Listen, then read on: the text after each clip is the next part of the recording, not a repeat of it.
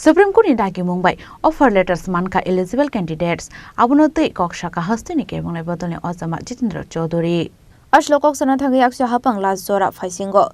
rizak tongmani sakri noti kokshaka abani logiwano 10323 noti bo kokshaka aba hekino tebu shaka BJP hapang hastini shekle rogni bagai mungsa naikol mung kore hini tebu albidal kokshal samukto boka hastini ke bungai bodolni Ozama Jitendra Chaudhary Abni logi Supreme Court ni tagi Mumbai eligible candidates offers letters manai no tuibo khatong jakmani kokshaka যে বামফ্রন্ট মানে শেষ বামফ্রন্ট সরকারের শেষ দিকে 16 এবং 17 ইংরেজিতে সেখানে প্রায় 10,000 শূন্য পদের পূরণের জন্য নিয়োগ প্রক্রিয়া তথা ইন্টারভিউ এটা শুরু হয়েছিল এবং তার একটা ভালো অংশের ইন্টারভিউ সম্পন্ন হয়ে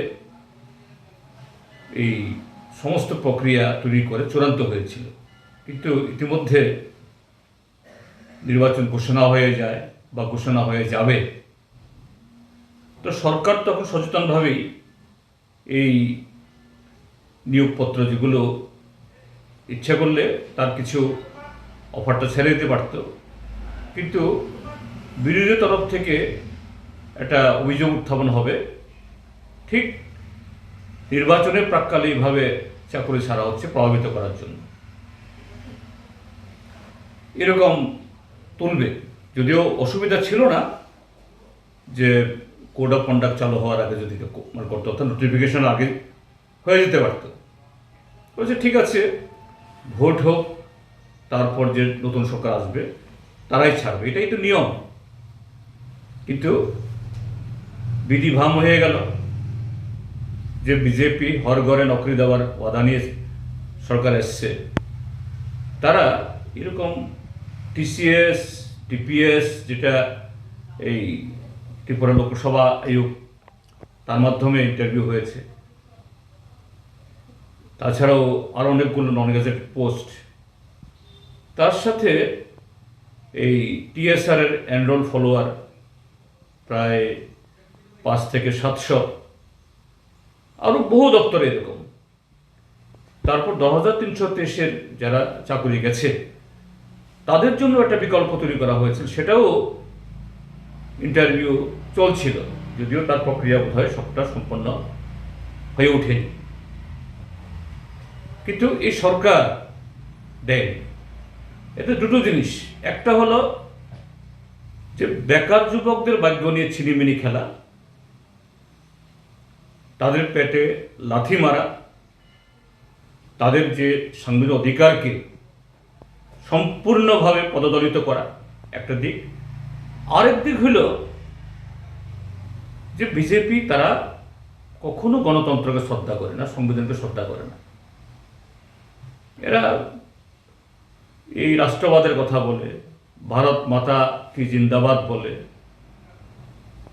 তেরঙ্গার জয়ধ্বনি করে কিন্তু তেরঙ্গার যে আহ্বান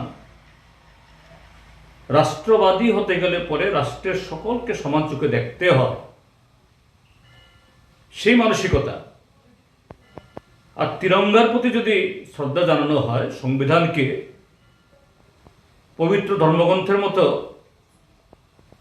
তার নির্দেশগুলো প্রতিপালন করতে হয় এগুলি কিছুই তাদের মধ্যে নেই যাই হোক মাননীয় আদালত এটা সম্ভবত সুপ্রিম কোর্ট অবধি গেছে তারা একদম প্রথমে হাইকোর্ট দিয়েছিল হাইকোর্টের নির্দেশ অনুযায়ী সময় দেয়নি পরে সুপ্রিম কোর্টে গেছে বাধ্য হয়েছে এটা গণতন্ত্রের জয় হয়েছে এবং আমাদের বিচার ব্যবস্থার জয় হয়েছে যদিও সব ক্ষেত্রে আমরা সেরকম ইদানিকালে দেখছি না তো এটা এনরোল ফলোয়ার টিএসআর তারপর অন্যান্য ক্ষেত্রে হয়েছে টিপিএস টিসিএস আরও হবে আমি তো বলবো 10,323-এর যারা এই চাকরিচ্যুত যারা তখন বিকল্প এই পদের জন্য ইন্টারভিউ দিয়েছিলেন তারাও কোর্টে যান এই সরকার বাধ্য হবে গণতন্ত্রের প্রতি মাথা নত করতে এবং অধিকারকে সম্মান জানাতে।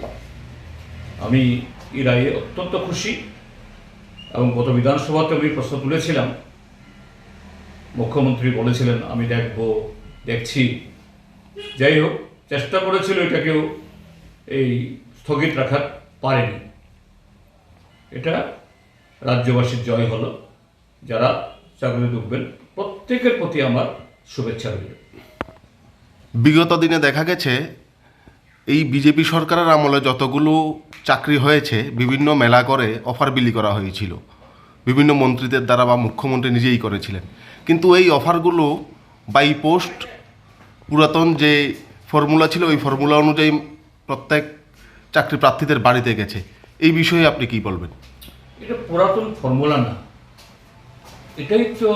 একটা স্বচ্ছ প্রশাসনের পদ্ধতি হওয়া উচিত। এরা যে কতটুকু দ্বিচারিতা তাদের মধ্যে, এটা আর একটা তার মানে একদম নগ্ন উদাহরণ।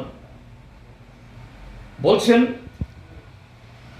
মেধাকে সম্মান জানিয়ে ওনারা চাকরি দেন, তো এদের চাকরি পাওয়ার পেছনে তাহলে আপনার কোনো ভূমিকা নেই। ভূমিকা মেধা, সে মেধাতেই পাচ্ছেন, কিন্তু এদেরকে ডেকে নিয়ে এসে অফার বিলি করার নামে সেখানে আমরা দিচ্ছি। Bureau report, Chinik খরাং।